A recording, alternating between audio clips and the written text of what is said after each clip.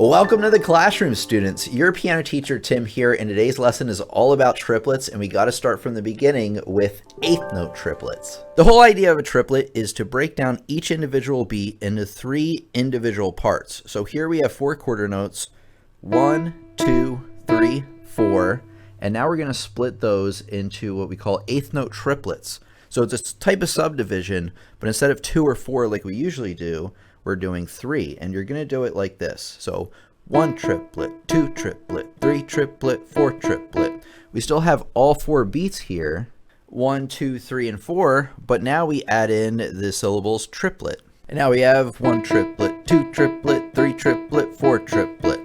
Now, that may sound very easy to you, but what if we have this scenario here where we have triplet into duplet, meaning eighth notes, triplet into duplet.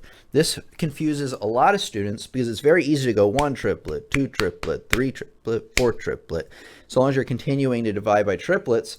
But how do you go from 1 triplet, 2 and 3 triplet, 4 and I actually kind of got it right just because I've been doing it so much. But here's the trick on getting it just perfect. So what I want you to do is I want you to start up a metronome and set it around 60 or 70 or so and hit start. So here's your 4 beats. 1, 2, 3, 4. Now what we're going to do is we are going to now just clap triplets for each beat. 4, 1 triplet, 2 triplet, 3 triplet, 4 triplet, 1 triplet, 2 triplet, 3 triplet, 4 triplet. Now we're going to do the same thing, but we're going to go duplets. 3, 4. 1 and 2 and 3 and 4 and 1 and 2 and 3 and 4 and. Now what we're going to do is we're going to alternate just like how I had written here, where we have triplet, duplet, triplet, duplet, triplet on beats 1 and 3, duplets on 2 and 4, and this is how it's going to sound. So let's just give a measure or two just to kind of hear it out. 1 triplet, 2 and 3 triplet, 4 and 1 triplet, 2 and 3 triplet, 4 and 1 triplet, 2 and 3 triplet, 4 and there you go. You got that duplet versus triplet, and the metronome is your way to getting that just right. So now that you got the triplets versus duplets, the next thing is quarter note triplets. So the thing to keep in mind with triplets is that whatever value is underneath the triplet, so we have quarter notes here. See that? Called a quarter note triplet. It takes up whatever note duration that is one step above the duration that you have. And let me explain that in better terms. So see how we have quarter notes? Well, it's going to take up the value of a half note. So that's what I meant by one note duration up. Same thing, the eighth note triplet actually takes up the beat of a quarter note, which made sense because we had one on each of the beats. So how in the world do you count this? Because now it takes up 2 beats. Well, we're still using the 1 triplet, 2 triplet, except this time each note takes up 2 syllables. So I'm going to clap out the triplet as I count it. So it's going to go 1 triplet, 2 triplet. So 1 triplet, 2 triplet. And let me show you on the paper. So here we have it written out. It'll be 1 triplet, 2 triplet, 3 triplet, 4 triplet. Or you go 1 triplet, 2 triplet, 3 and 4 and of course I'd get the metronome if I wanted to make sure I got those last 2 beats just perfect. So it's the same 1 triplet, 2 triplet, you just do 2 syllables for each one. So we did eighth note triplet, quarter note triplet. Let's talk about 16th note triplets. A lot of students overcomplicate this one. Remember that I said a triplet is just 3 notes in place of another note. And remember, what else did I say about triplets? That the note durations of the triplets are equal to what? The next note value up. So if these are 16th note triplets, they're going to take up the value of an eighth note. And here we have it paired to an eighth note already. So this is going to be 1, and this is where and would hit. So, and then let me write out 2 and 3 and 4 and. And in the time we say and, we're actually going to play a triplet there. So it's a lot easier than it seems. So here's how this works. 1 and 2 and 3 and 4 and. Once again, 1 and 2 and 3 and 4 and. Okay, I want to do a test rhythm to make sure you have this 16th note triplet perfect. So just take a second, mark out the beats, and see if you can figure out this measure. And I'm going to actually tell you how it works right now. So here we go.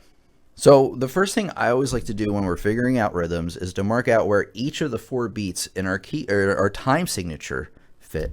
So here we go. Here's beat 1. And then here's a little trick for you. See how these are all beamed together? This is true 99% of the time, not 100, but it is true 99% of the time, that whenever notes are beamed like that, that those equal 1 beat. So beat 2 is here, and this takes up the entirety of beat 2. You got beat 3 and beat 4 there. So we have all 4 of our beats checked out.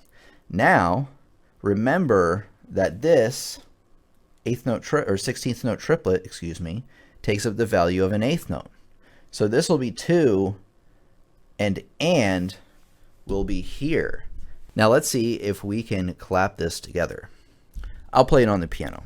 So here we go. Remember, it's going to be, and then let's count out ands just to make sure we're doing it evenly. Remember, that's called subdivision. You want to be doing that all the time. So here we go. 1 and 2 and 3 and 4 and. See, I told you those 16th note triplets were easy, and we actually have one more to go over, and then I have a bonus tip at the end. So let's take a look. You're not going to see these very often, but I have a question for you. What about a 32nd note triplet? Now think about this in a few areas. A 32nd note triplet is going to take up the value of a 16th note, right? Absolutely. And so we're going to see them paired a lot with other 16th notes. And even this one's easier than you think, but you do have to make a little bit of an adjustment to make sure that you're counting it properly. Okay, man, how do we count this rhythm? And like I said, it's not as hard as it looks. So what we're going to do is what was my first step? I chart out the 4 beats that we have. And obviously in the beginning is going to be beat 1, right? And then remember what I said. Beam together. That's going to be entirety of beat 1. 2, 3, 4. Really easy. And this time, because we have 16th notes going on, these guys, we're going to be subdividing in 16ths. So we're going to be using 1E and a 2E and a that type of thing. So let's take a look there. So this would be 1. So if I played it just as straight 16th notes in the first beat, it would just be 1E and then 2E and 3E and 4E and now remember, in the place of this 1, in the time we say 1, we got to count or play 3 notes. So 1 E and once again 1 E and 2 E and 3 E and 4 E and now chances are we're gonna have to play it a little bit faster than that. So it's gonna go 1 E and 2 E. Let me try if I can try it faster. 1 E and 2 E and 3 E and 4 E and Just keep in mind that when you're counting 16ths, you're gonna have to play those triplets even faster.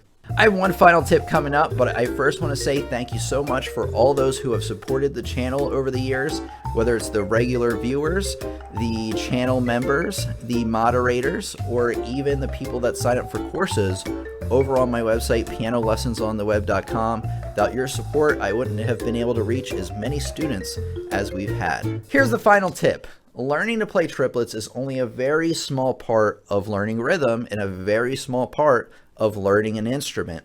To be able to learn an instrument or piano successfully in the long term, you're going to have to learn about all the common types of rhythms that you're going to see in your music, and it's good if you're well prepared to play those, and if you are, you'll be able to learn your pieces a lot faster. Well, guess what? I have a lesson I want you to watch right here on the common rhythm patterns beginners mess up all the time, and you have to watch that next. That's your final tip for today.